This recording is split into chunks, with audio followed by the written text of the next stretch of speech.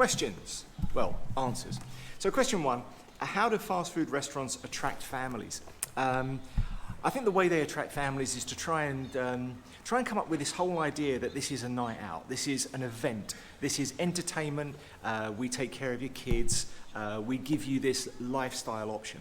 They don't attract you by saying our food is high quality. Most of you, if you're going to go to a restaurant, you want to go to a restaurant where the food is great. You don't go to a fast food restaurant because the food is great. You go there for low prices and for a good time. If you're going to go out with a load of your mates, you're going to go to somewhere fast foody because it's cheaper. And usually, you know, the lights are brighter because they don't want you sitting there too long. It's easier, especially easier, James, turn it down. Especially easier if you've got kids. They look after you, they give you a whole lifestyle choice. What does it mean if something is an integral part, line 5 of life? Integral means an important part. It fits in, it's integral. An engine is an integral part of a car or motorcycle. It's built in and it's important. What is meant by a balanced diet? Now, a balanced diet is a diet that covers all of the different options. Now, you notice here it talks about the 5 food groups, and it gets it wrong. We talk about dairy products, which we shouldn't be eating. We talk about meat, again, which we shouldn't be eating. But a balanced diet is having all of the things that we actually need. Now, your body needs carbohydrates, fats, and proteins. It needs all of those things. Carbohydrates are the fuel that your body burns to survive. So when you're moving around, you're burning off carbohydrates. Basically, that's the petrol in your engine. Proteins are the cells that your body is made of. So every time you get some damage, those cells are replaced by proteins. Your body turns those proteins into you. So protein and water is what you're made of. So you need to take some proteins in so that you can build new cells. So even if you're not damaged, even if you don't cut yourself, you're still going to have cells wearing out. The top of your skin is always falling off. So we need to replace that with proteins. So you do need to absorb proteins.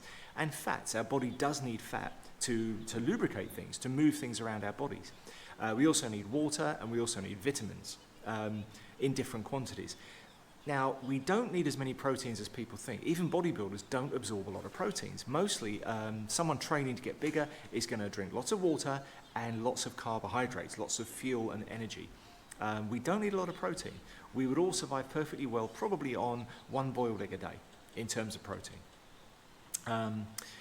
Why are meals with high fat content not recommended?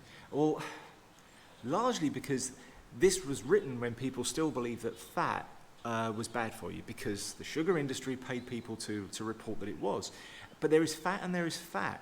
There is animal fat, which is not that bad for you because it exists in nature and we're used to it. Our bodies know how to process it. Then there's trans fatty acids. Now, trans fats come from plants. Now, I know this is counterintuitive, but these are incredibly dangerous. Because it works the same way as the reasoning why white sugar is dangerous. Trans fats are when we extract fat from vegetables that don't really have fat. So we get tiny, tiny, tiny quantities of it that our body knows how to deal with. But then we're putting tons of this stuff into our bodies, and our body just isn't used to it and doesn't know how to process it. Trans fatty acids, like when we cook with soybean oil, are incredibly bad for us. James. Incredibly bad for us because they don't exist in nature. It got so bad in America. James, turn it down. It got so bad in America that in New York they banned trans fatty acids. And this is going back about 15 years. People were so fat they couldn't walk to work. So they banned trans fatty acid because your body couldn't process it. And this has actually been going on, Christ, what, for 35 years? People have known about trans fats and they still sell them. So yeah, there's fat and there's fat. Which of the meal combinations tested contained the least fat and which contained the most fiber? I think the least fat was probably the pizza. But again, does it really matter? And again, let's take pizza. You're going to increase the fat exponentially if you put pepperoni on it or something like that. You're going to reduce the fat substantially if you're going to put on vegetables. If it's a vegetarian pizza, much lower in fat. So I don't know that fat content is actually that important. Most fiber, I think it was the burger, but most of the fiber came from the chips. And again, they're soaked in trans fatty acids. So not the best for you.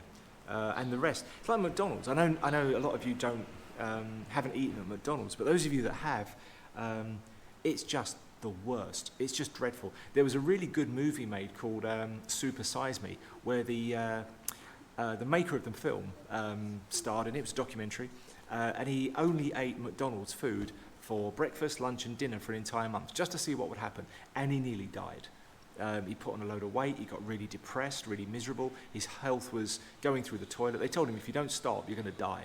And he was just eating McDonald's food for a whole month, and it destroyed him. The only thing without sugar in it on their menu, I think, was coffee. And bottled water. There was only 2 things without added sugar on the entire menu. The burger buns are full of sugar and fat. The chips in America had something like 30 odd ingredients. And chips, it's potato, saturated fat and salt, and then 30 chemicals. So it's really bad stuff, really, really bad for you. What health problems might develop if fast food is eaten too much? Obesity, diabetes, cancer, high blood pressure. There are a lot of problems if it's eaten too often. And too often, I would say, is probably more than once a week. In fact, Krispy Kreme donuts are 2 a year. If you want to stay healthy, you can only eat 2 of them a year. That's how bad they are for you. What 2 main conclusions were drawn from the research on fast food? The 2 main conclusions were you shouldn't eat this stuff very often, and you really need to think about what you eat. Occasionally, fast food wouldn't do any harm if eaten as part of a balanced diet. So if you're eating fruit and vegetables all day, salads for lunch, and then you went out and ate a burger in the evening, you'd be fine. But if you were eating junk food all day, you've got a problem. And that's what they're trying to say to you. Fast food companies say their menus offer, this is good, nutritious combinations of quality food products. From the information provided by the report, do you think this claim is true for the fast food tested? If not, how would you modify the meal combinations to make them more nutritious? We actually did this in McDonald's. They were forced, after the movie, to get a little bit more healthy. They started selling salads, so you could get a little pot of salad. And then it turned out that the dressing on it had so much sugar in it that it was worse for you than a burger, worse than the chips.